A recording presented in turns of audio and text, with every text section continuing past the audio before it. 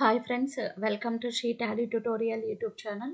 ఈరోజు వీడియోలో నేను బీఆర్ఎస్ బ్యాంక్ రీకన్సిలేషన్ స్టేట్మెంట్ అంటే ఏంటి, న్యూ వర్షన్స్లో టాలీ ప్రైమ్ 5, 6, 7th వర్షన్స్లో బీఆర్ఎస్ బ్యాంక్ రీకన్సిలేషన్ స్టేట్మెంట్ మాన్యువల్గా ఎలా చేయాలో ఎక్స్ప్లెయిన్ చేస్తున్నాను.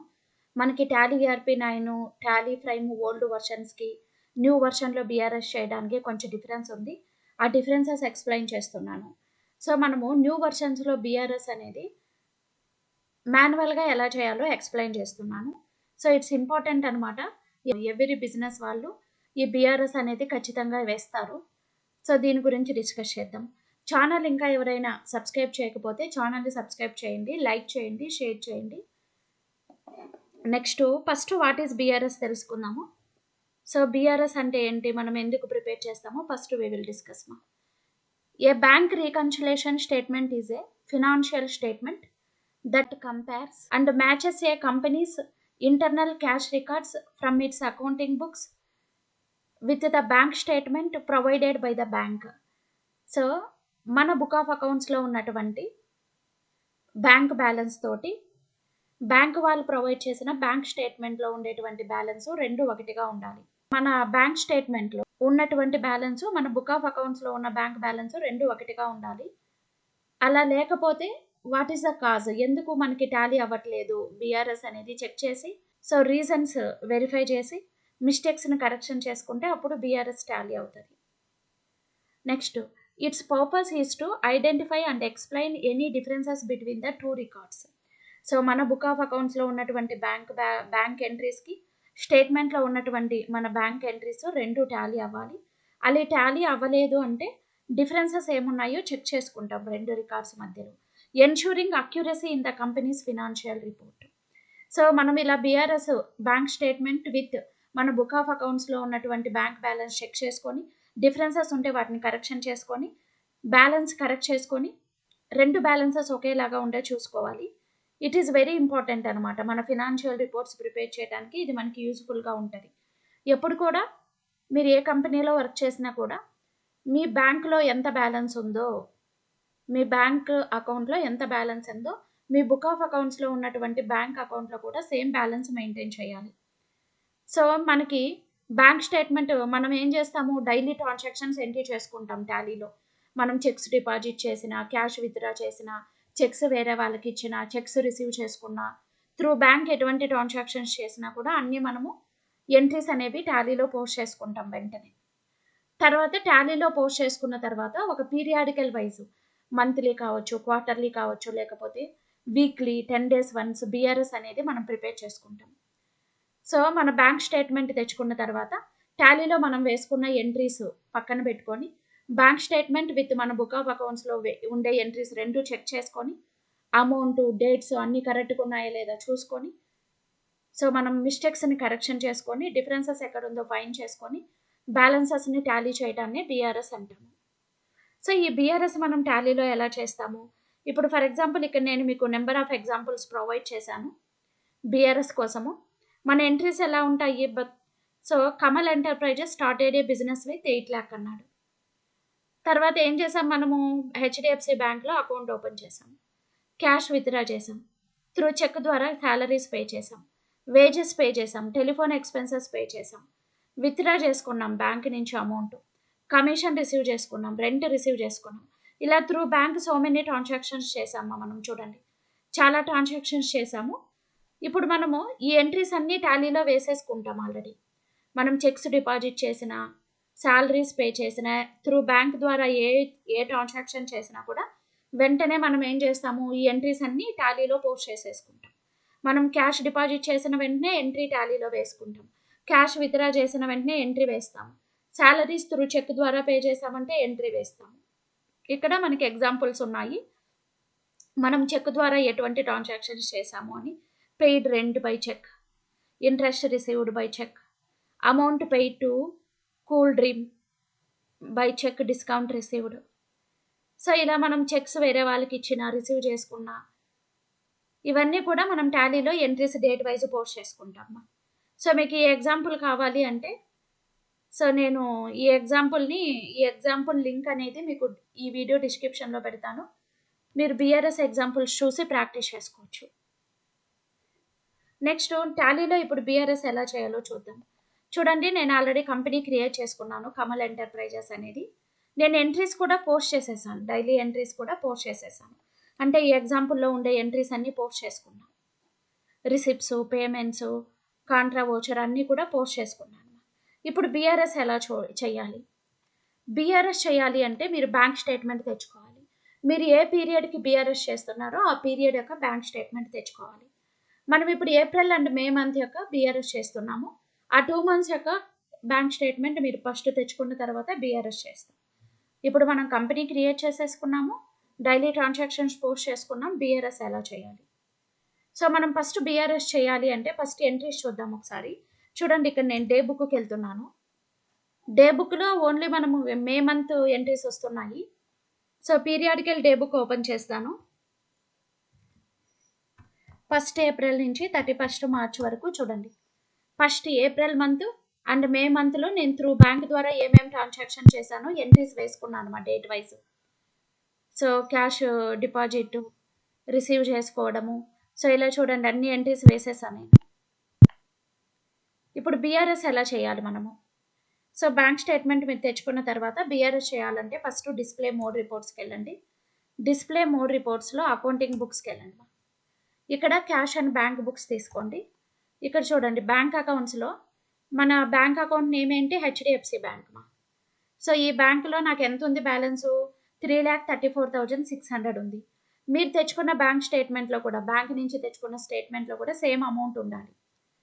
సో అలా లేకపోయింది అనుకోండి, ఎక్కడో మిస్టేక్ చేసామని అర్థము. డిఫరెన్స్ ఎక్కడుంది? సో మనం స్టేట్మెంట్లో ఏదైనా స్టేట్మెంట్లో ఉన్న ఎంట్రీస్ మనము టాలీలో వేయకపోతే అప్పుడు బీఆర్ఎస్ టాలీ అవ్వదు. టాలీలో మిస్టేక్స్ చేస్తే, టాలీలో ఎంట్రీస్ వేసేటప్పుడు మనం అమౌంట్ మిస్టేక్ వేయడము, లేకపోతే రాంగ్ ఎంట్రీస్ వేయడం అలాంటివి చేస్తే కూడా బీఆర్ఎస్ టాలీ అవ్వదు. కరెక్ట్గా చూసుకోవాలి. సో ఇప్పుడు మనము హెచ్డిఎఫ్సి బ్యాంక్ బీఆర్ఎస్ చేయాలి కాబట్టి హెచ్డిఎఫ్సి బ్యాంక్ పైన క్లిక్ చేయండి. చూడండి, మనకి ఏప్రిల్ అండ్ మే మంత్ 2 monthsలో ఎంట్రీస్ ఉన్నాయి. ఫస్ట్ నేను ఏప్రిల్ మంత్ బీఆర్ఎస్ చేయాలనుకుంటున్నాను కాబట్టి ఏప్రిల్ ఓపెన్ చేయండి. సో ఏప్రిల్ మంత్లో మన ఎంట్రీస్. ఇప్పుడు మీరు మే మంత్ కూడా కలిపి బీఆర్ఎస్ 2 months కలిపి బీఆర్ఎస్ చేయాలనుకోండి, పీరియడ్ క్లిక్ చేయండి ఇక్కడ. So April month from date వచ్చి 1st April, టు డేట్ వచ్చి 31st May. 2 months బీఆర్ఎస్ చేయాలి నేను. చూడండి, పీరియడ్ చేంజ్ చేసేసాను, ఏప్రిల్ అండ్ మే. మీరు ఒక్కొక్క మంత్ కూడా చేసుకోవచ్చు. మనం కొన్ని ఎంట్రీసే ఉన్నాయి కాబట్టి నేను ఏప్రిల్ మే 2 నెలలు ఒకేసారి చేస్తున్నాను. పీరియడ్ కావాలంటే చేంజ్ చేసుకోండి, లేకపోతే ఒకే మంత్ కంటిన్యూ అవ్వండి.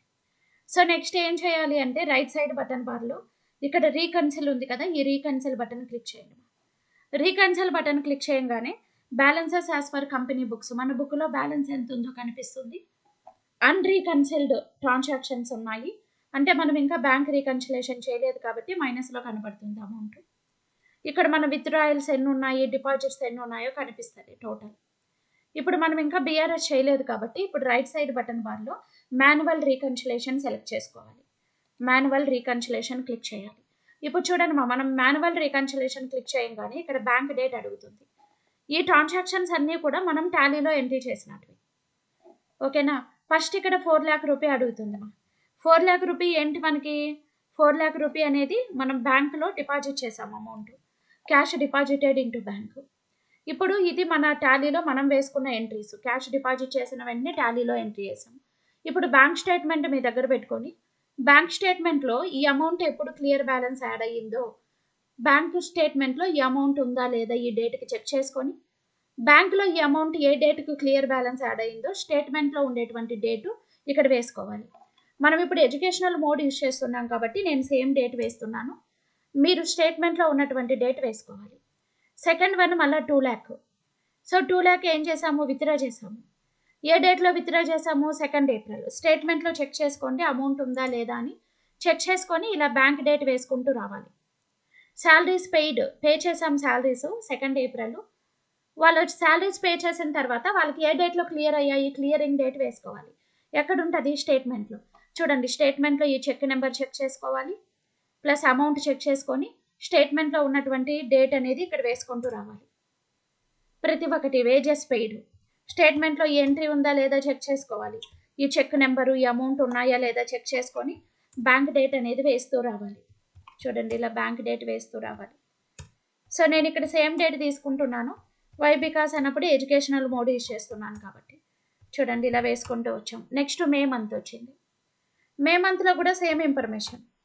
మేడం నేను టాలీలో ఎంట్రీ వేసేసాను, కానీ ఈ ఎంట్రీ నాకు స్టేట్మెంట్లో లేదు మేడం, బై మిస్టేక్లీ వేసేసాను అంటే తర్వాత దీన్ని అలాగే వదిలేసేయండి, డేట్ ఏం వేయొద్దు. తర్వాత దీన్ని మనం డిలీట్ చేయొచ్చు, లేకపోతే క్యాన్సిల్ చేయొచ్చు. మా డే బుక్లోకి వెళ్ళి డేట్ వేసుకోండి ఇలాగా.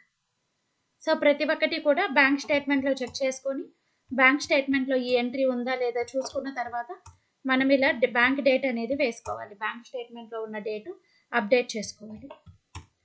సో ఈ ఎంట్రీస్ మీ బ్యాంక్ స్టేట్మెంట్లో లేవనుకోండి, మార్క్ చేసి పెట్టుకొని తర్వాత డే బుక్కి వెళ్ళి దీన్ని కరెక్షన్ చేసుకోవచ్చు. సో ఇలా ఎవ్రీ ఎంట్రీ చెక్ చేసుకొని బ్యాంకులో ఆ ఎంట్రీ ఉందా లేదా చూసుకొని మనము చూడండి ఇక్కడ నేను ఫస్ట్ మే వేసాను, తీసుకోవట్లేదు డేట్ కరెక్ట్గా చూస్ చేసుకోవాలి మనం. 2nd 5. సో ఇలా బ్యాంక్ డేట్ ప్రతి ఒక్కదానికి వేసుకుంటూ రావాలి.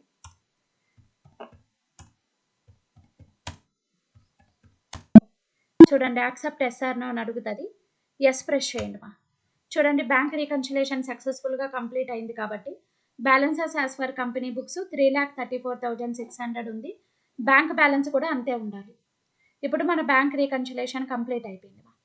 ఇప్పుడు మీరు బ్యాంక్ రీకన్సిలేషన్ చూడాలంటే రైట్ సైడ్ బటన్ బార్లో వ్యూ రీకన్సిల్ క్లిక్ చేయండి. చూడండి ఏప్రిల్ మంత్లో 10 ట్రాన్సాక్షన్స్ ఉన్నాయి, వీటికి మనం బ్యాంక్ రీకన్సిలేషన్ చేసాము. సో మన ఇన్స్ట్రుమెంట్ డేటు బ్యాంక్ డేట్ ఏదైతే వేసామో అది కూడా డిస్ప్లే అవుతుంది మనకి. నెక్స్ట్ ఇక్కడ మోడిఫై మ్యాచ్ అని క్లిక్ చేయండి.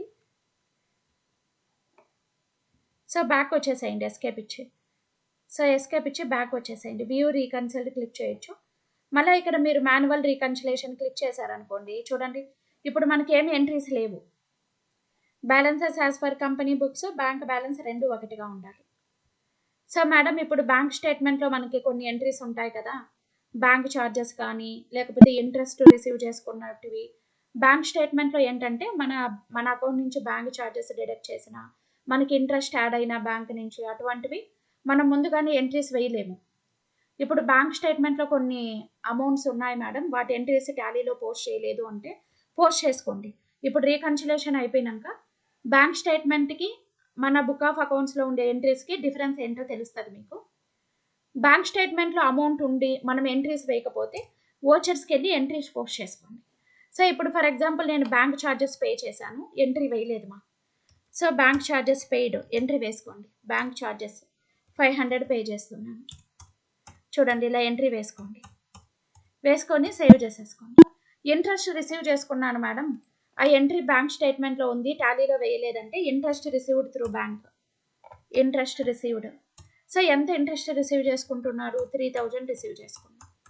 సో ఇలా ఎంట్రీస్ పోస్ట్ చేసుకోండి. స్టేట్మెంట్లో అమౌంట్ ఉండి టాలీలో వేయకపోతే మీరు స్టేట్మెంట్లో ఉండేటువంటి బ్యాంక్ స్టేట్మెంట్ చూసి మనం ఏ ఎంట్రీస్ మిస్ చేసామో అవన్నీ వేసుకుంటే మనకి బీఆర్ఎస్ టాలీ అవుతుంది. సో ఇప్పుడు బ్యాక్ వెళ్ళిపోండి. ఇప్పుడు మళ్ళీ చూడండి ఆ అమౌంట్ డిఫరెన్స్ ఉందా లేదా బ్యాంక్ రీకన్సిలేషన్ చెక్ చేయాలి అంటే display mode reports, accounting books, cash and bank books, HDFC bank. ఇక్కడ చూడండి మనకి ఇప్పుడు ఏ మంత్లో, మే మంత్ బ్యాంక్ రీకన్సిలేషన్ చేయాలి. మే మంత్ ఏం క్లిక్ చేయాలి మనం? మే మంత్ సెలెక్ట్ చేసుకున్న తర్వాత రైట్ సైడ్ బటన్ బార్లో రీకన్సిల్ క్లిక్ చేయండి. ఇక్కడ చూడండి differences, balances as for company బుక్స్కి మన బ్యాంక్ బ్యాలెన్స్కి డిఫరెన్స్ ఎంత ఉంది? 2,500 డిఫరెన్స్ ఉంది. ఇప్పుడు మాన్యువల్ రీకన్సిలేషన్ క్లిక్ చేయండి. చూడండి డిఫరెన్స్ అమౌంట్ కనపడుతుందా ఎంత అని. సో ఇప్పుడు మళ్ళీ మనం బ్యాంక్ డేట్ వేసుకున్నాము అంటే కరెక్ట్ అని అర్థం. అంటే మన స్టేట్మెంట్లో మన బుక్ ఆఫ్ అకౌంట్స్లో రెండిట్లో ఉంది అమౌంట్, ఎంట్రీస్ కరెక్ట్గా ఉన్నాయి అని అర్థం. సో ఇప్పుడు బ్యాంక్ డేట్ ఎంట్రీ చేయండి. ఇక్కడ స్టేట్మెంట్లో చూసి బ్యాంక్ డేట్ ఎంట్రీస్ వేసి సేవ్ చేయండి. చూడండి రీకన్సిలేషన్ కంప్లీట్ అయిపోయింది. సో మనం మాన్యువల్గా న్యూ వర్షన్లో టాలీ ప్రైమ్ 5, 6, 7th వర్షన్లో మాన్యువల్ బ్యాంక్ రీకన్సిలేషన్ స్టేట్మెంట్ అనేది ఎలా చేయాలి. సో మీకు అర్థమైంది అనుకుంటాను. సో వీడియో కనుక నచ్చితే లైక్ చేయండి, షేర్ చేయండి, డౌట్స్ ఏమైనా ఉంటే కామెంట్ చేయండి. Thank you for watching.